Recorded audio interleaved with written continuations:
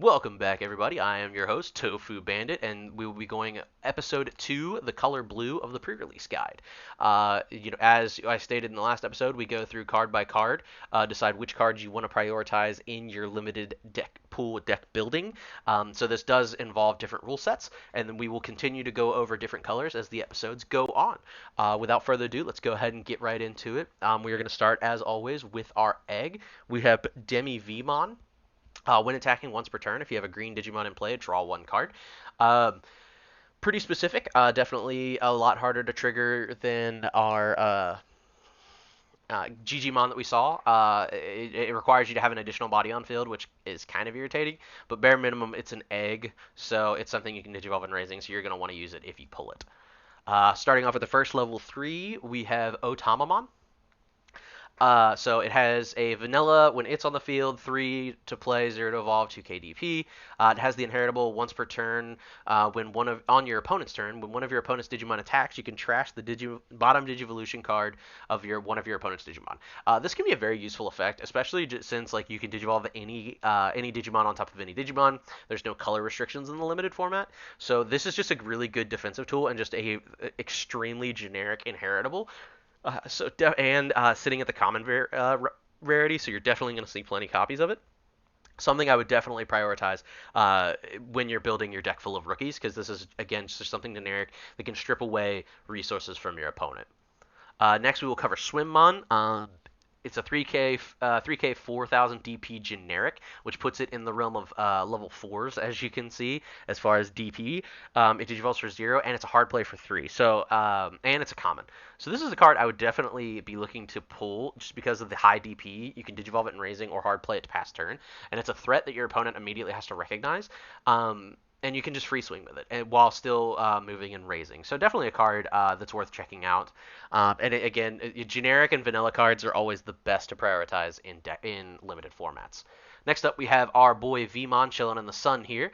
On play, reveal the top 3 cards, add 1 Digimon card with Imperial Dramon in its name, and or free in its traits, and 1 Tamer with Davis Modamia in its traits from among them to your hand. Place the rest in the bottom of any order. That's a very restrictive. You're probably just going to be revealing 3 and bot decking 3. So it's not something that I'd super prioritize. And it has the you may DNA Digivolve this Digimon and one of your Digimon in play into a Digimon. So it has the end of turn DNA effect that we've seen a lot with inheritable, that we've seen a lot with rookies. We've seen Patamon with it. We've seen Wormmon with it. We've seen a lot of cards with this inheritable effect. Very, very good when used properly. Like, it allows you to hard play a level 4 pass turn and still DNA, which is really good.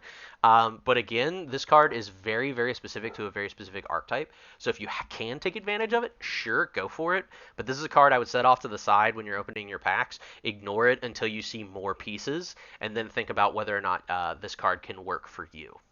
Next up, we have our first level 4, which is X Vmon. Digivolves for 2 from a blue or a green, but doesn't matter. You can Digivolve from any color. 4 to play, 4000 DP. When this Digimon with DNA Digivolve into a green Digimon, gain 1 memory. Again, requiring the Pyldramon or Dino B, which is not great. And then while this Digimon has Imperial Dramon in its name or free in its traits, it gains jamming.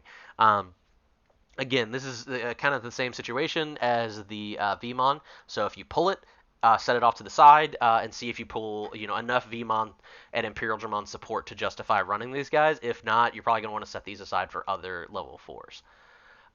We have our next level 4, Gekomon. Opponent's turn once per turn. When your opponent's Digimon attacks, trash the bottom Digivolution card of your opponent's Digimon. So the exact same effect as the Otamamon.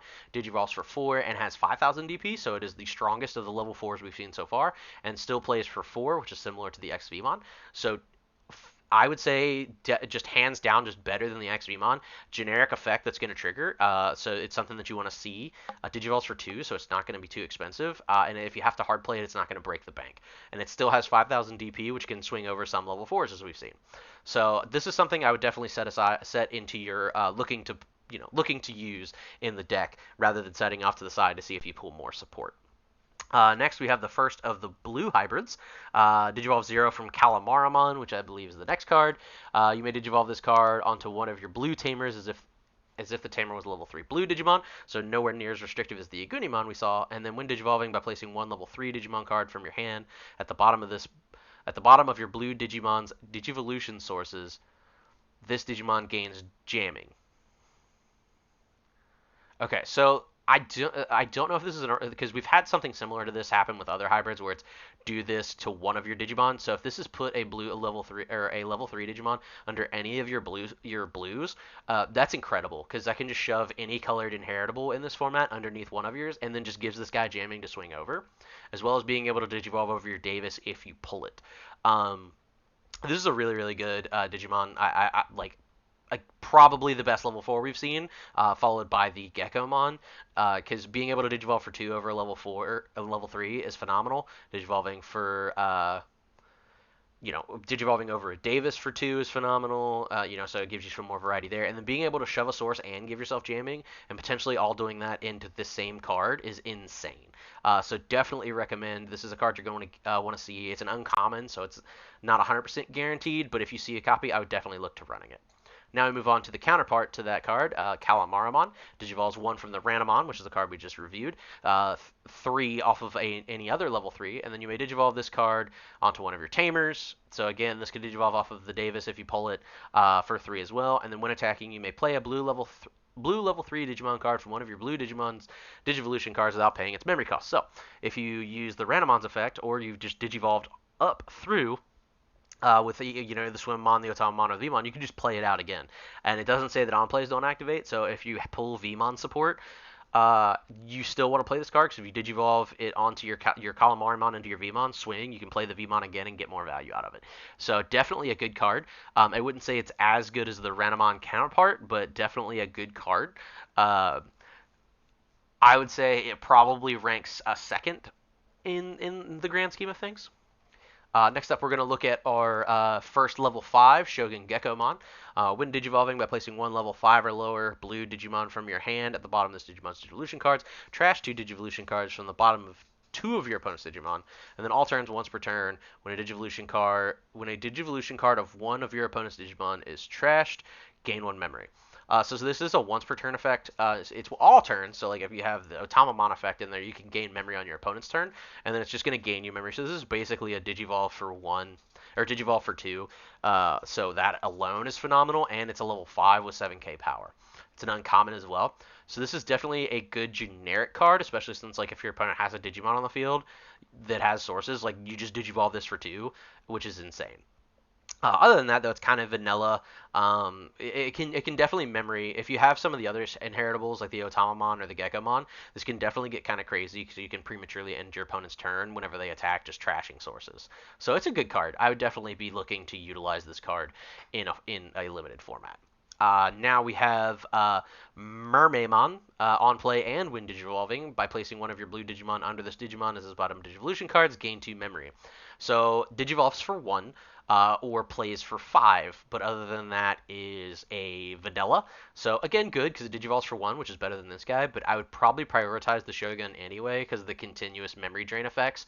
If you pull the Otama or the Gecko, prioritize the Shogun. If you don't pull the Otama or the Gecko, prioritize the Mermaid, because then that's going to allow you to extend your plays Digivolving for 1 going into any of your level 6s that you may pull.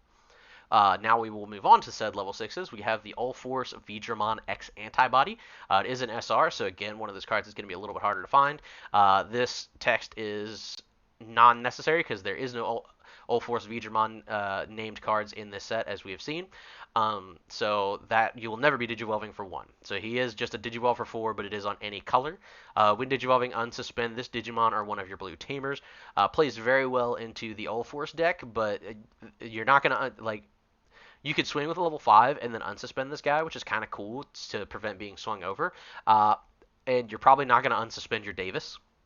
So the on Digivolving is meh. All turns once per turn, this Digimon unsuspends. If you have a blue Tamer in play, or this Digimon has all Force Digimon in its Digivolution cards, return one of your opponent's Digimon with the lowest level to their hand. As I say, you probably won't unsuspend your all four or your Davis.